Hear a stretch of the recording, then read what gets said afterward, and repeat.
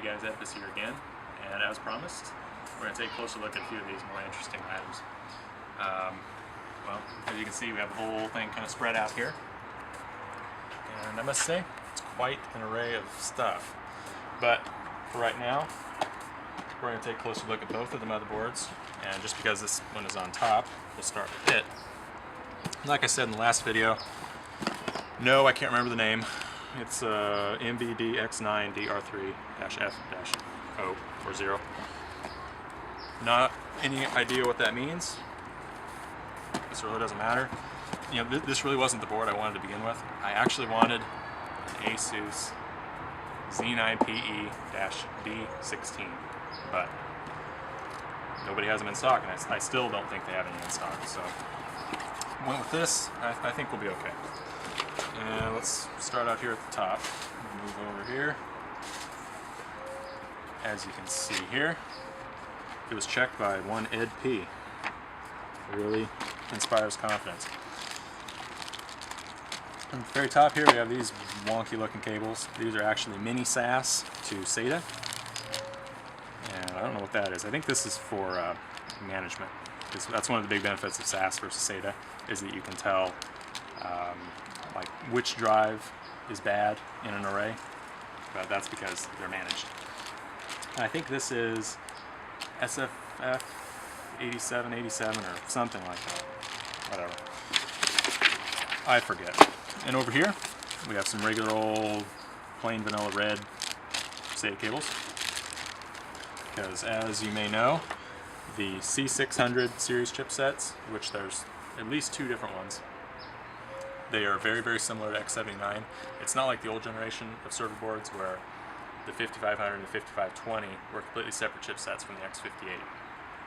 They're all kind of similar this time around, which means that the X79's SATA limitation, 2 SATA 3, 4 SATA 2, is still present on this board, but the C606 boards do have SAS.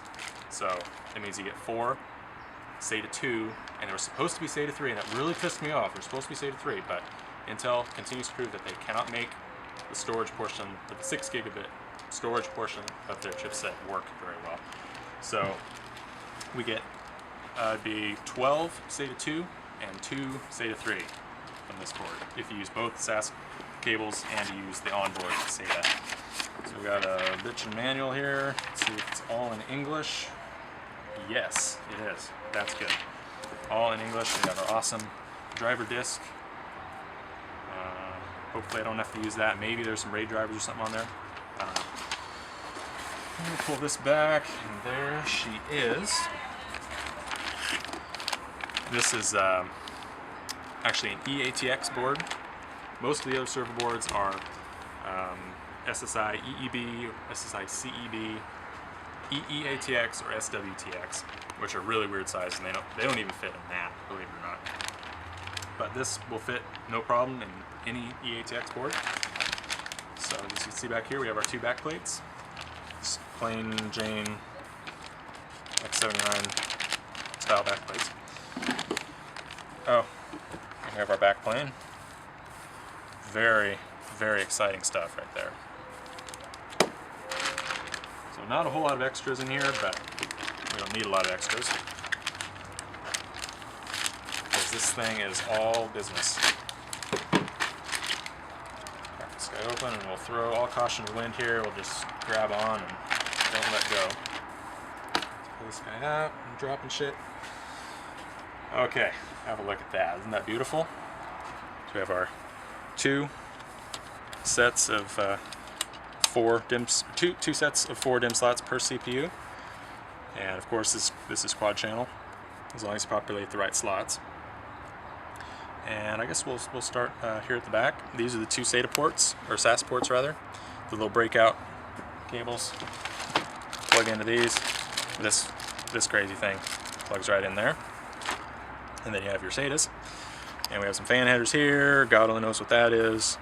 Another fan header, and here's the X79 type SATA ports that we're all used to. 4 SATA 2, 2 SATA 3. Just lovely. And somewhere on here there's a one of these headers is for the chipset unlock key that Intel likes to sell. It basically just unlocks new features that are already in there, but Intel wants to charge you a little bit more for them. It's one of these, somewhere around in here. I haven't really looked into it, so I don't know. And we have a vertical SATA, or a vertical USB riser, and I don't really have any use for this, but there's a lot of professional style programs that require hardware keys in order to work, and this would be an ideal place to plug it in if it's USB, because then it's not sticking off the back, nobody can steal it very easily. So that's cool. And this is our ever useful TPM port. I have no intention of using a TPM, but there it is. Some more jumpers, blah, blah, blah. I think this is for another serial port. And in case you haven't figured out already, this is very professionally oriented. There's no USB 3 or overclocking or any of that kind of fun stuff. But that's all right. And PCI Express arrangement, very simple. What you see is what you get.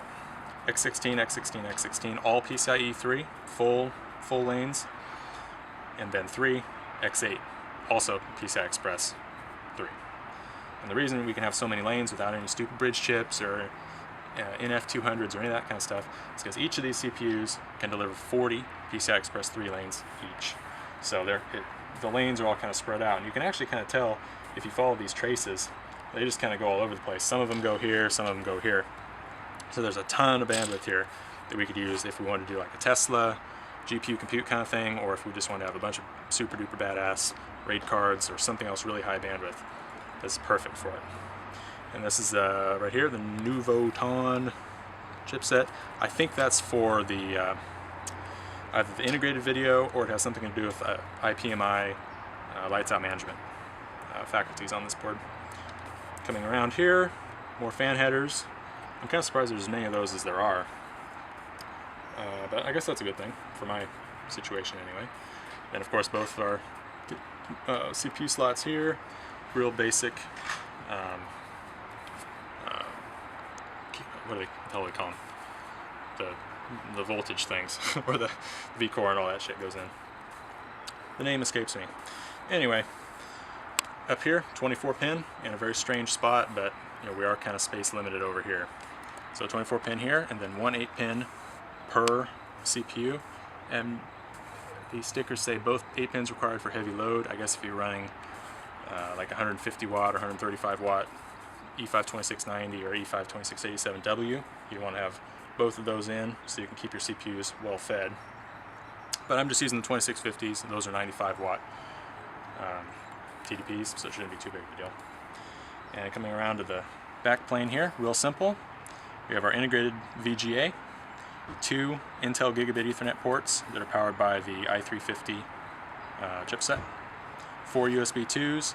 This is our out-of-band management port, kind of like iDRAC or whatever HP's equivalent is. It allows you to turn the board on and off remotely and manage all that kind of stuff remotely. And we have a serial port here, which is ever useful.